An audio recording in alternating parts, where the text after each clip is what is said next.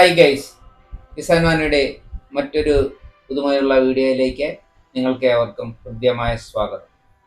ഇന്ന് നമ്മൾ ഒരു പുതിയ കൃഷി, അതായത് ഈ ജാതി കൃഷി പൊതുവെ നമ്മുടെ ചേർത്തല പോലുള്ള പ്രദേശങ്ങളിൽ കർഷകർ ചെയ്യുന്നത് ആദ്യം പൂഴി ഇറക്കി അതിലാണ് പൊതുവെ ജാതി കൃഷി ചെയ്യുന്നത്. കാരണം എന്ന് വെച്ചാൽ കോട്ടയം, ഇടുക്കി അതുപോലുള്ള ഹൈ റേഞ്ച് ഏരിയകളിലാണ് കൂടുതലും ജാതി കൃഷി വിജയകരമായിട്ട് കണ്ടിട്ടുള്ളത്. പക്ഷെ ഇത് നമ്മുടെ ചുരുമണലിൽ ഈ പൂഴിയൊന്നും ഇറക്കാതെ ചുരുമണലിൽ തന്നെ ജാതി വാങ്ങി വെച്ചിട്ട് അതിപ്പോൾ ഏകദേശം ഒരു 3 വർഷത്തോളം ആയിട്ടുണ്ട്. അദ്ദേഹത്തിൻ്റെ ജാതി കായ്ച്ചു തുടങ്ങിയിട്ടുണ്ട്. അപ്പോൾ അദ്ദേഹത്തിൻ്റെ പേര് അശോകൻ എന്നാണ്. അപ്പം നമുക്ക് ഒന്ന് പുള്ളിക്കാരനോട് എങ്ങനെയാണ് ഈ കൃഷിയുടെ വളങ്ങളും മറ്റു രീതികളും ഒന്ന് നമുക്ക് ചോദിച്ചറിഞ്ഞാലോ? ഹലോ, നമസ്കാരം. നമസ്കാരം. എന്തൊക്കെയുണ്ട് വിശേഷം? സുഖം തന്നെ. പിന്നെ ഇത് ഏത് ഒട്ടി ജാതിയാണ് നിങ്ങൾ വെച്ചത്? ഒട്ടി ജാതിയാണ്. ഇത് നമ്മള് വെച്ചിട്ട് ഇപ്പൊ ഒരു 3 വർഷം ആകാൻ പോണതേ ഉള്ളൂ. 3 വർഷം ആകാൻ പോണതേ ഉള്ളൂ. കാൽഫലങ്ങളൊക്കെ കിട്ടാൻ തുടങ്ങിയിട്ടുണ്ട്. ഇത് 3 മാസമായി. 3 വർഷം ആകാൻ പോണു. 3 വർഷമായി. അപ്പൊ ഇത് കായ്ച്ചു തുടങ്ങിയിട്ടുണ്ട്. കാഴ്ച തുടങ്ങിയിരിക്കേ. അത് ശരി.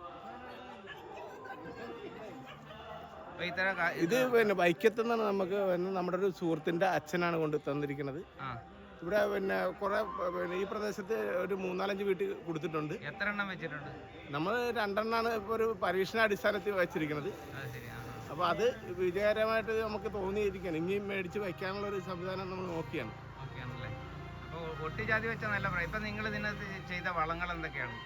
വളം നമ്മൾ ജൈവവളമാണ് ചെയ്തത്. പിന്നെ കോഴിവളം, പിന്നെ മറ്റേ ഇതിൻ്റെ വാഴയുടെ തണ്ട് ഇത് വെട്ടിയിട്ട് അത് മൂടായിട്ട് ഇട്ട് കൊടുത്ത് എന്ന് മാത്രമേ ഉള്ളൂ.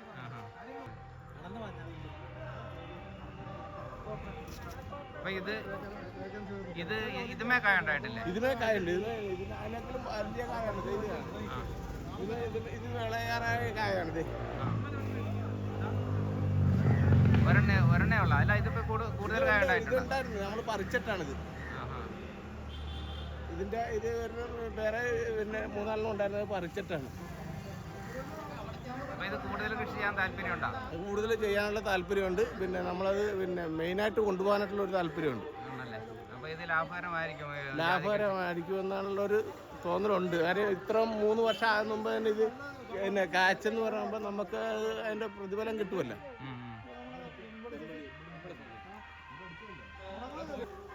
അപ്പോൾ സുഹൃത്തുക്കളെ, നിങ്ങൾ ഈ വീഡിയോ കണ്ടല്ലോ അല്ലേ?